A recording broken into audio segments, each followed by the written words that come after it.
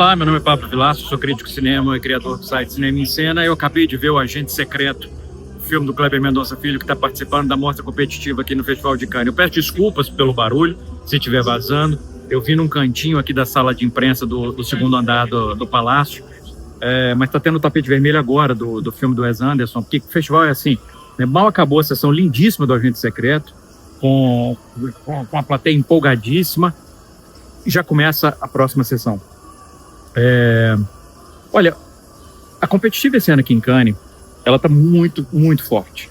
Vários filmes muito bons. Sound of Falling foi o primeiro filme, um filme alemão, foi o primeiro a passar. Desde que ele passou, ele encantou um monte de gente, a mim inclusive, é um filmaço. O filme do Loznitsa, que é o Two Prosecutors, eu adorei. Que mais? Tem... Caramba, olha, eu só não curti muito, eu vou gravar depois, falar sobre ele, eu não curti muito o filme do Richard Linklater, mas os filmes, Sirat, que é é maravilhoso. Então, eu tinha comentado no grupo exclusivo de apoiadores no WhatsApp que o Agente Secreto teria que ser muito, mas muito, muito, muito bom para poder entrar realmente na competição, porque o nível está muito alto.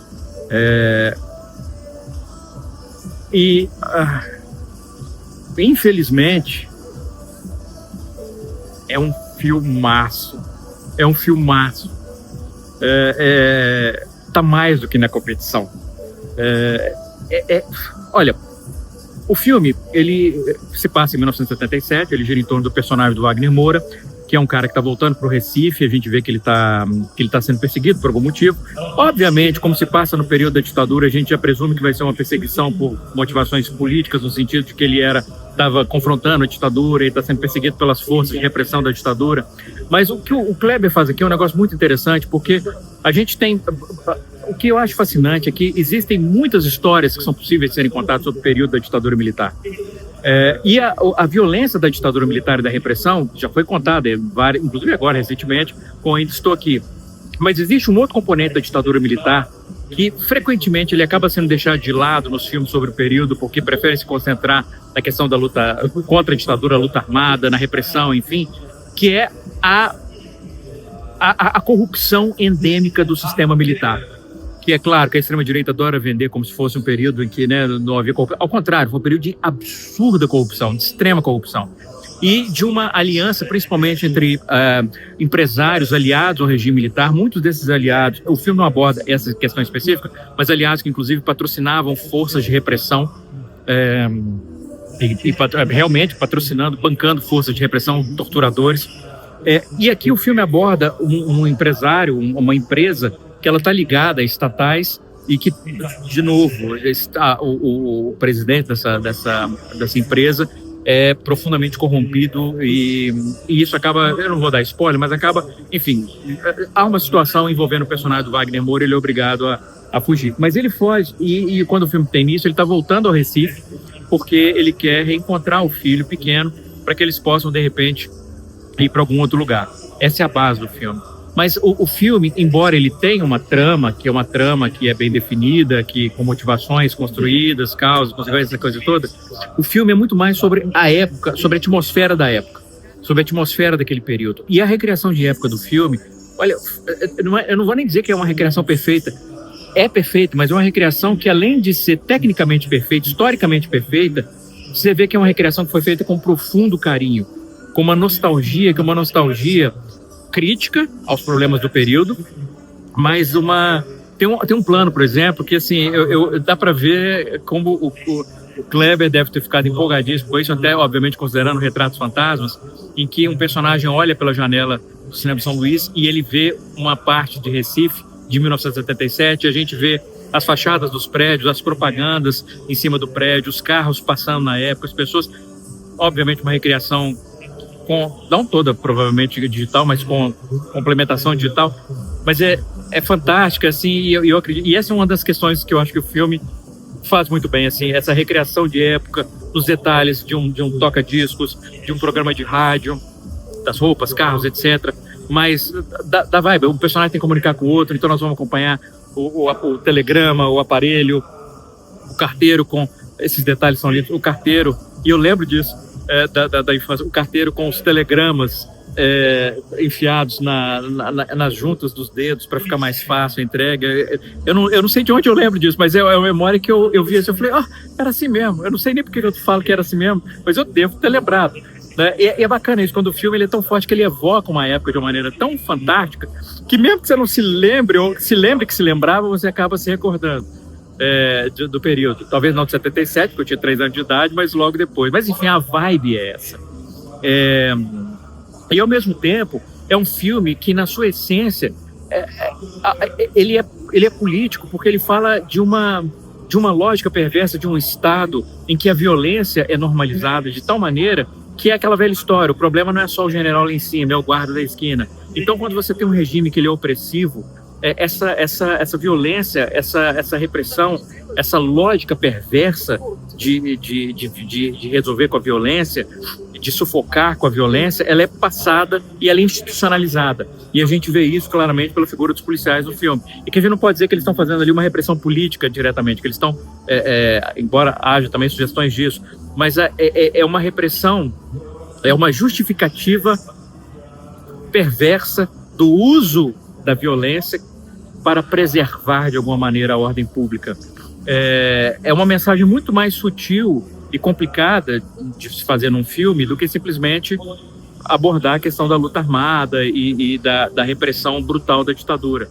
E no centro do filme a gente tem um personagem que é um sujeito que é essencialmente decente, né? Ele não tem motivações, digamos assim, ostensivamente políticas, né? Embora em certo momento ele diga, não, eu sou mais comunista do que capitalista, mas ele não pode dizer que ele é comunista. Mas o princípio político dele é a decência, é fazer as coisas corretamente, e ele é perseguido por isso, né? A performance do Wagner Moura é uma performance que não existem superlativos suficientes para descrever essa performance. É uma performance profundamente humana, profundamente sensível, de um personagem que ele fica em choque em perceber que o que ele considera como uma atitude que deveria ser comum, cotidiana, prosaica, de uma decência mínima, é algo que passa a ameaçar a sua vida, né? É muito interessante isso, assim como o personagem constantemente ele reage. Ele não vai reagir como um personagem de um filme de ação que descobre que está sob perigo e mas é isso, né? É um filme. Não. Ele reage como talvez nós reagiríamos, com surpresa, assim. Eu estou sendo ameaçado, eu corro risco. Por quê? Não fiz nada demais, eu não sei agir corretamente. Então é um filme que ele tem uma decência profunda na sua essência. E é bacana isso, você vê um filme que é isso, ele é construído, o seu principal drama, o seu principal conflito que está na essência do filme é motivado simplesmente pela decência do protagonista. O elenco todo é muito forte.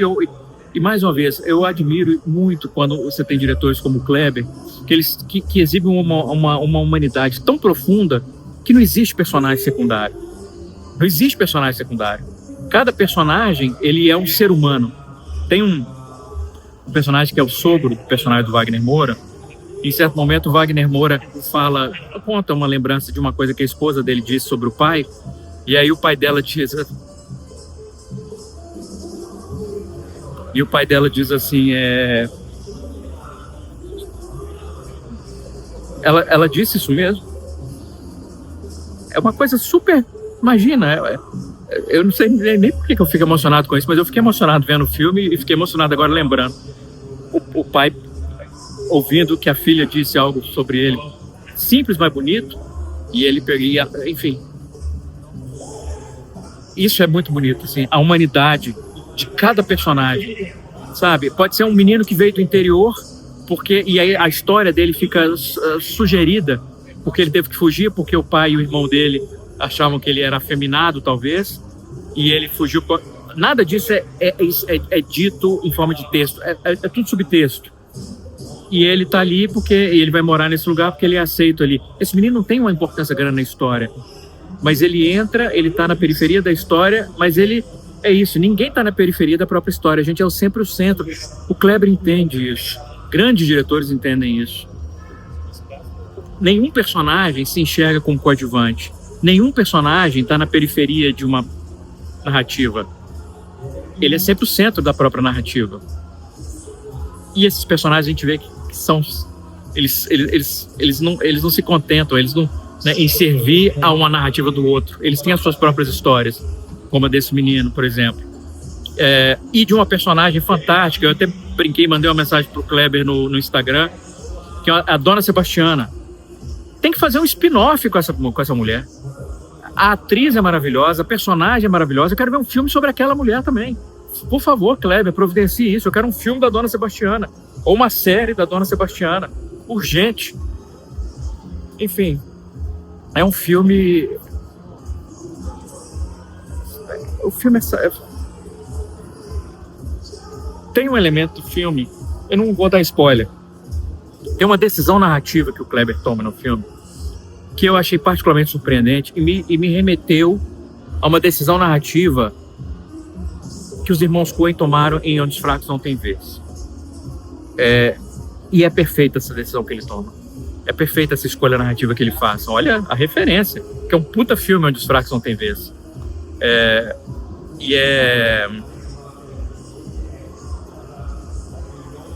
Eu não, sem spoiler, de novo, sem spoiler, mas assim, a maneira como o filme ele se encerra é lindíssimo. Porque amarra tantas pontas, amarra todas as referências nostálgicas do período, de cinema, e o filme tem várias referências cinematográficas, a pessoais, políticas. É impressionante como uma cena que aparentemente ela não teria nada a ver com a trama principal, mas tem. Mas aparentemente não, ou poderia enxergar que não, mas enfim, é isso, eu não quero dar spoiler. Como ela amarra tudo de uma maneira tão perfeita, em termos de trama, em termos de simbolismo, em termos de atmosfera, em termos de referências, em termos de sentimentos. O Agente Secreto é maravilhoso. E a sessão foi linda.